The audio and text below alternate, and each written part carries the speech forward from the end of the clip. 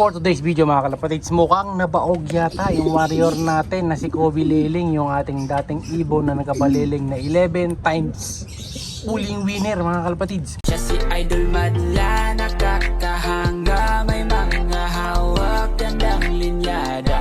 Ika'y inspirasyon kung bakit hanggang ngayon ako'y palaging kumakarera.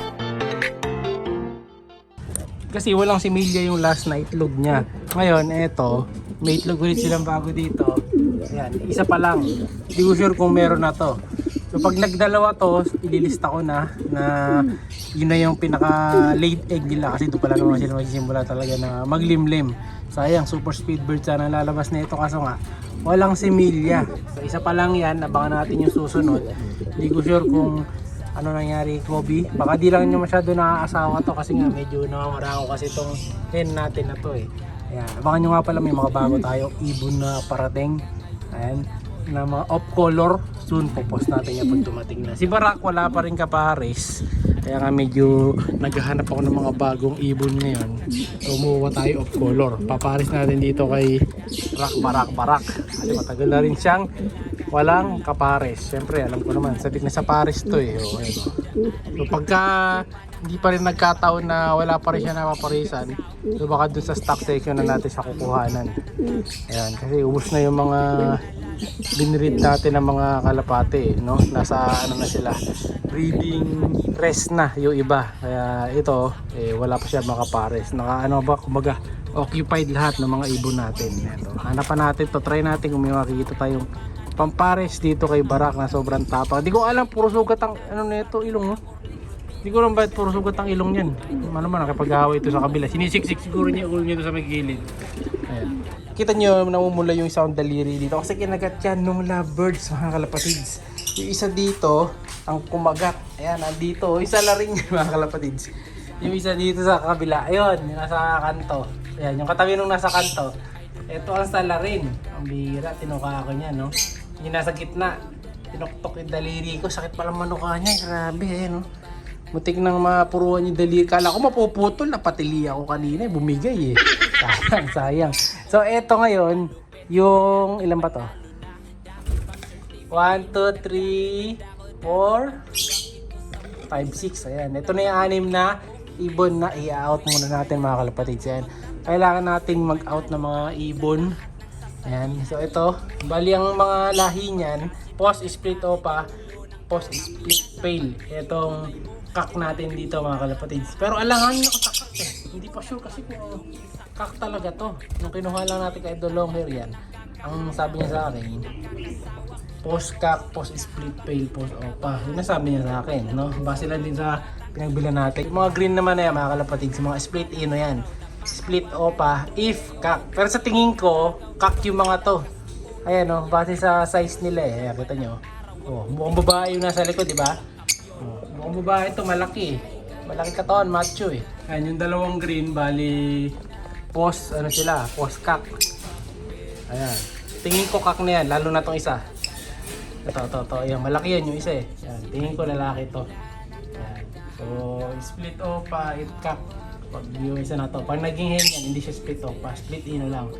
So yung nanay niyan, saka yung tatay ito. Yan, nandito sa pugad eh. Try natin palabasin. Sure split opa na tong kak dito eh, kasi may kapatid na silang opa, si Kalbo. Ito, kapatid nila to mga kalapatids. Ayan, yung opa na hen. Ayan, kapatid nila yan, si Kalbo. Yung nanay sa tatay. Try natin tawagin. Ito. May itlog na ba? Wala pa silang itlog. Ayun yung nanay nila. Yung Lutino hen. Kasi tatay nila. Yan. Yung split ino, split opa. Nakak. Yan. Sure split opa na yan eh. Yan. Project nga natin dyan. Makapagpalabas ng mga dilawan. Ito yung mga tinira ko. Ilang piraso na lang ito eh. Siyempre si Keps iniwan natin yan. Tapos ayan, tinira ko yung isang split opa, split pale na post cup din. Ito, ito kailangan ko si cup eh, kaya tinira ko ito isa. Yung mga hen na sobrang inalis natin, Keps, ayan, yung maingay. Gusto nyo na ito? Ang maingay na ibon. Si Keps. Tapos ayun, yung kapatid din nila na mukha din kak. Iniwan ko yung isa para meron ako. Kapatid din nila yun, ayun yung katabi niya. Yung nasa kanto, ayan, kapatid din nila yun. Yung Lutino na yun. Oh, hindi ko pa nga lang alam kung ano yan, opa line yan. Hindi ko sure kung opa pa yan. O opa na yan o hindi eh. Yan, hindi natin sure yan. Yung mga ano lang yung alam natin. Tapos yun, opa pale yun yung isa. Yan. Opa pale yan. Yung isa na yan. Anak nga yan nung nandito sa kabila. Ito, nung nandito sa nest box na to. So tapos yung ano naman, etong Pablo na opa. Pablo opa, Misty yan eh. Sansa na to eh. No, yung nanay nila, Misty. Tapos yung tatay nila, itong blue na opa. Ito yung tatay niyan. Yung tatay nila. Ayan. Yung tatay nila na to, blue opa split tail to mga kalapatid sa yan. Isa na yan. Opa yan. Ang ilang nito.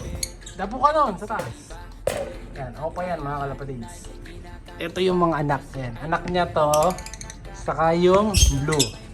Sa tingin ko, parehong hen. So, tingin kong barako dyan, ito, yung green, dalawang green. O, ayan, o. So, ano yan, 6. Okay na bahala dyan, take all. PM na lang kayo kung gusto nyo kunin yung 6 na yan. Take all na yan, sama-sama na yan. No? Siyempre, kayo na bahala sa shipping fee kung gusto nyo kunin. Chat na lang kayo, ha. Ayan, sa page natin, o, mag-email kayo dyan sa email sa description box. So, titira ko lang dyan, yun na lang. Ilang ibon na lang titira natin. Para sakto lang dyan. Kasi kita nyo nalagyan natin. O, diba? 5 lalagyan lang yan eh. Ito hinati ko sa 2. Ito, bibreed muna rin natin to. Itong mga GCC natin. Ang mga green chick conure. Tapos ito, yung naglalabas nga ng mga ganon, ng mga Lutino. Kasi gusto ko dilaw eh. Yung mga dilawan gusto ko. Kaya tinabi natin yan. Pati to. Saka ito, di ko pa sure. Baka i-out ko na rin to. No? So bahala na. Basta yun, babay muna tayo dito sa 6 na to. Yung mga sobrang ibon natin na mga possible hen. Sa 6 na yan, 4 ang possible hen, 2 possible kak. Ayan. Kaya na bahala kung may gusto ko yung pares na iba dyan, kaya hanapan nyo na lang ng kapares. Basta yan, out natin yan as bundle na lang. Ayan o. Pambili lang rin natin ng bagong page na gagamitin natin sa mga kalapati natin. Para konti na lang sir. Di kasi casting cage dito sa ilalim eh. Pangano lang yan. Patamba lang yung ilalim. Ayan. Tapos mamaya loading ng mga warriors natin ay sasakay. Para sa training mga kalapatids no.